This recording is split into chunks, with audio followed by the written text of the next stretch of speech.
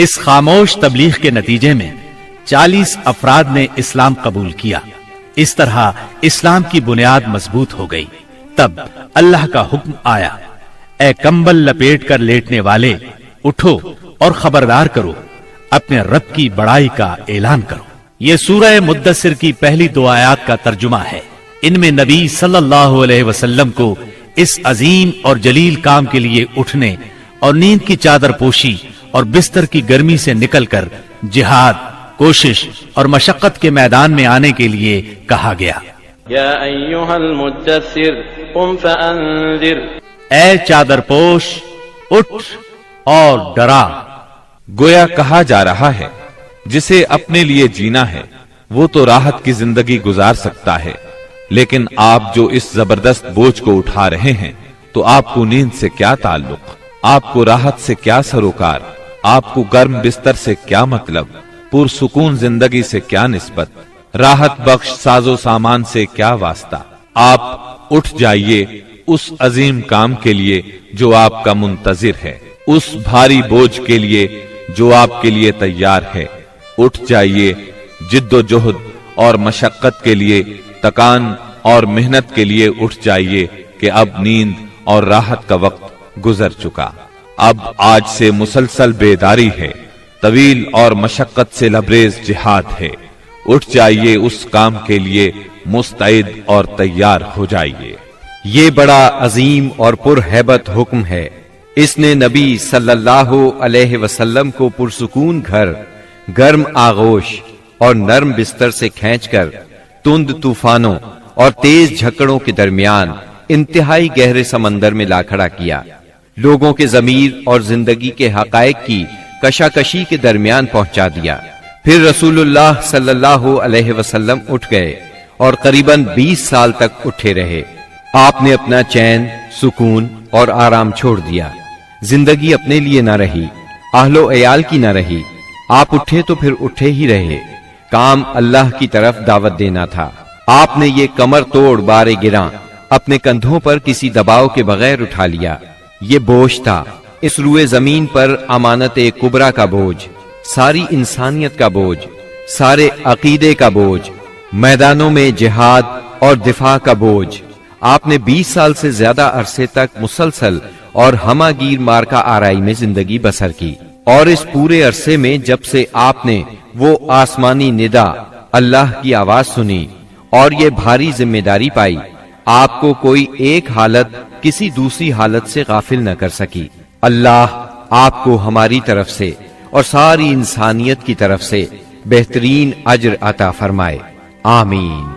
پھر اللہ تعالی نے آپ کو حکم دیا، اے نبی، جس بات کا آپ کو حکم دیا گیا ہے اس کا صاف صاف اعلان کر دیجئے اور مشرکین سے رخ پھیر لیجئے۔ پھر مزید حکم ہوا، اور سب سے پہلے اپنے قریبی رشتہ داروں کو کفر اور شرک سے ڈرائیے، اور جو ایمان لے آئے اور آپ کی پیروی کرے اس کے ساتھ نرمی اور شفقت کا معاملہ فرمائیے۔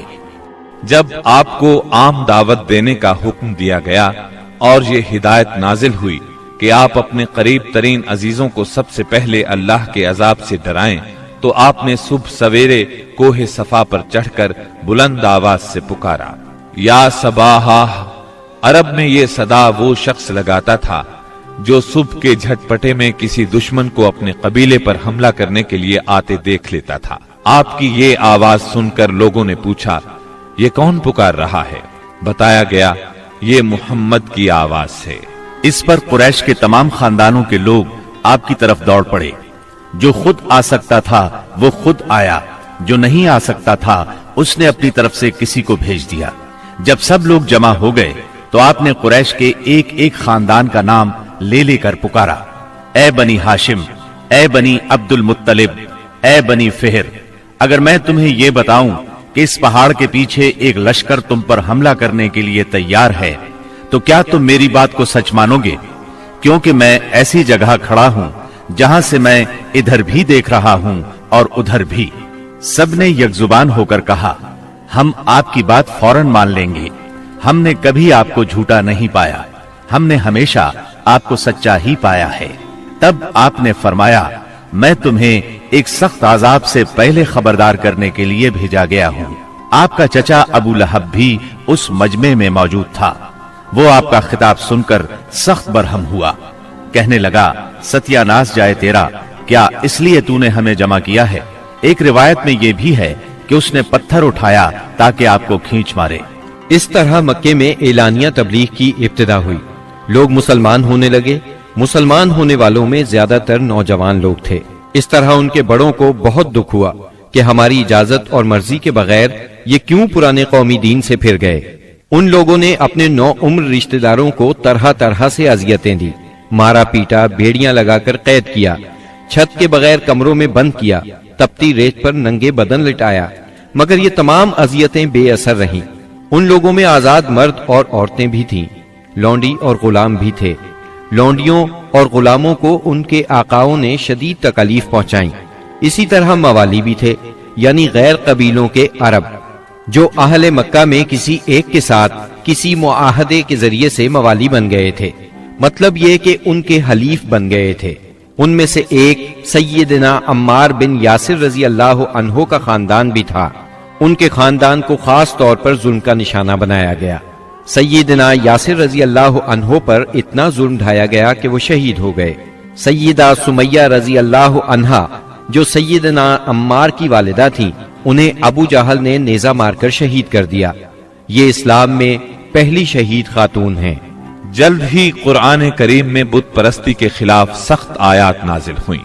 مثلا سورہ انبیاء کی آیت 98 میں ارشاد ہوا، بے شک تم اور وہ بت جن کو تم اللہ کے سوا پوجا کرتے ہو سب دوزخ کا ایندھن ہوں گے اور تم سب اس میں داخل ہو کر رہو گے۔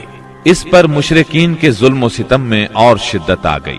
آپ کی ذات کے خلاف اور اسلام کے حلقے میں داخل ہونے والوں کے خلاف تیزی آ گئی۔ خاص طور پر ابو جہل اور ابو لہب نے انسانیت کی حدود پھلانگ ڈالی۔ علانیہ تبلیغ کے بعد نبی صلی اللہ علیہ وسلم نے حرم میں اس طریقے سے نماز شروع کر دی جو اللہ تعالیٰ نے آپ کو سکھایا تھا، اور یہی وہ چیز تھی جس سے قریش نے پہلی مرتبہ محسوس کیا کہ آپ کسی نئے دین کے دعوے دار ہیں۔ اس پر ابو جہل کی جاہلیت اور بھڑک اٹھی۔ اس نے آپ کو دھمکانا شروع کر دیا۔ آپ سے سخت لہجے میں کہا، حرم میں اس طریقے سے عبادت نہ کریں۔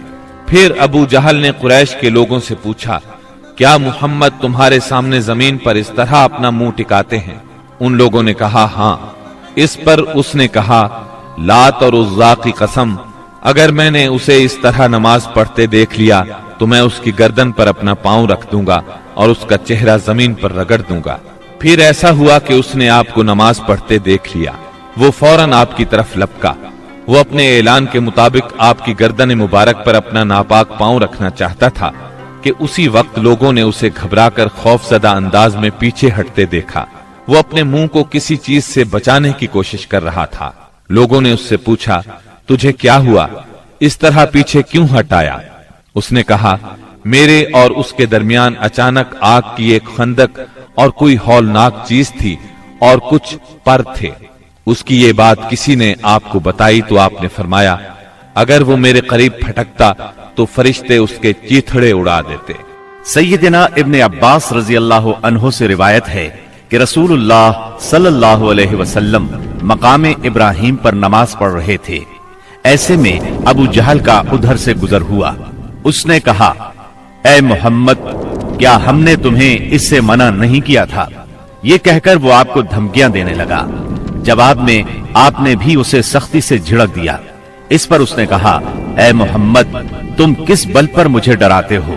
اللہ کی قسم، اس وادی میں میرے حمایتی سب سے زیادہ ہیں۔ ایک دن کسی جگہ اونٹ ذبح کیا گیا۔ ابو جہل نے عقبہ بن ابی معیط کو بھیجا کہ جا کر اوجھڑی اٹھا لائے، اور جب آپ سجدے میں جائیں تو اس کو آپ کی پیٹھ پر رکھ دے۔ اس نے ایسا ہی کیا۔ وہ اس قدر وزنی تھی کہ آپ سجدے سے سر نہ اٹھا سکے۔ سیدہ فاطمہ رضی اللہ عنہا اس وقت بچی تھیں۔ انہیں اطلاع ملی تو وہ دوڑی آئیں اور اس غلیظ بوجھ کو آپ کی کمر مبارک سے اتارا۔ سیدنا عمرو بن عاص چشمدید واقعہ بیان کرتے ہیں۔ ایک روز نبی اکرم صلی اللہ علیہ وسلم خانہ کعبہ میں نماز پڑھ رہے تھے۔ عقبہ بن ابی معیط آیا उसने अपनी चादर को लपेट देकर आपकी गर्दन मुबारक में डाल दिया और बल देने लगा। जब उसने बल पर बल दिए तो आपकी गर्दन मुबारक भिंच गई। आप उसी तरह इत्मीनान कल्ब से सजदे में पड़े रहे। इतने में सैयदना अबू बकर सिद्दीक रज़ी अल्लाहु अन्हु वहां पहुंच गए। उन्होंने धक्के देकर उक़बा बिन अबी मुआयद को हटाया और उनसे फरमाया, क्या तुम एक ऐसे शख्स को मारते हो और सिर्फ इस जुर्म में कि वो कहता है मेरा परवरदिगार अल्लाह है और वो तुम्हारे पास रोशन दलाइल लेकर आया है। उनके ऐसा कहने पर चंद शरीर सैयदना सिद्दीक अकबर रजी अल्लाह अन्हो पर टूट पड़े और उन्हें खूब ज़दोकोब किया। इन्हीं वाक़यात पर सूरह अलक़ की आयात 6 था 19 नाजिल हुई और इसी सूरत की पहली 5 आयात नाजिल होने के बाद सबसे पहले इस्लाम का इजहार नबी करीम सल्लल्लाहु अलैहि वसल्लम ने नमाज ही से किया था और कुफार से आपकी मुठभेड़ का आगाज भी हरम में आपके नमाज पढ़ने से हुआ था। आयात ये हैं, हरगिज नहीं, इंसान सरकशी करता है इस बिना पर कि वो अपने आप को बेनियाज देखता है, हालांकि पलटना यकीनन तेरे रब ही की तरफ है। तुमने उस शख्स को देखा जो एक बंदे को मना करता है जबकि वो नमाज पढ़ता हो। तुम्हारा क्या ख्याल है अगर वो बंदा राह रास्त पर हो या तकवे की तलकीन करता हो? तुम्हारा क्या ख्याल है अगर ये मना करने वाला शख्स हक को झुटलाता और मुंह मोड़ता हो? क्या वो नहीं जानता कि अल्लाह देख रहा है?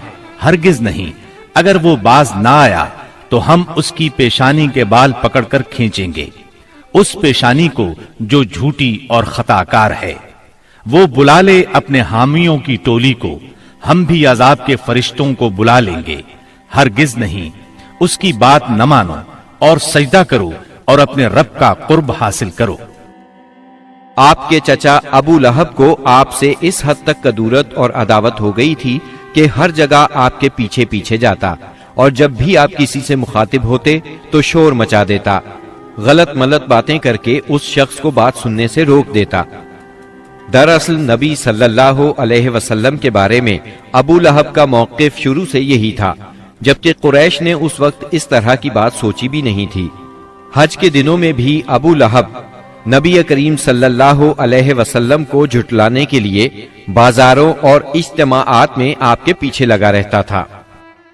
तारिक बिन अब्दुल्ला मुहारबी की रिवायत से मालूम होता है कि ये शख्स सिर्फ जुबान से झुटलाने ही पर इक्तिफा नहीं करता था, बल्कि पत्थर भी मारता था। इन पत्थरों से आपकी एड़ियां खून आलूद हो जाती थीं।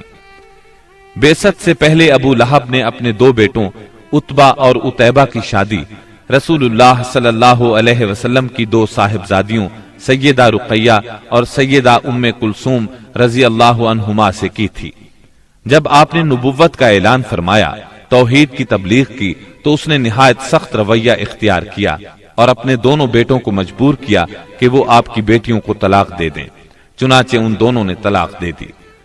इसी तरह जब नबी सल्लल्लाहु अलैहि वसल्लम के दूसरे साहिबजादे अब्दुल्लाह का इंतकाल हुआ तो अबू लहब को इस कदर खुशी हुई कि वो दौड़ता हुआ अपने दोस्तों के पास पहुंचा और उन्हें ये खबर सुनाई कि मुहम्मद माआज अल्लाह अबतर यानी नस्ल बुरीदा हो गए हैं।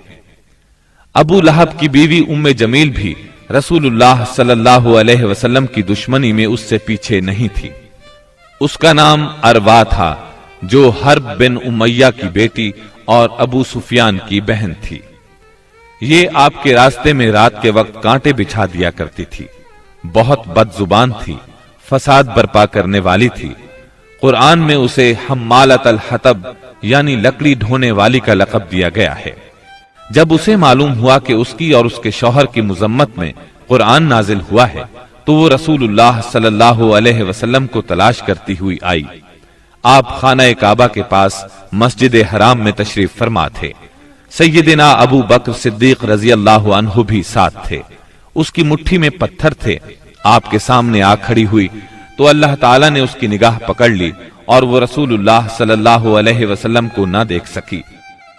अलबत्ता अबू बकर सिद्दीक उसे नजर आ रहे थे।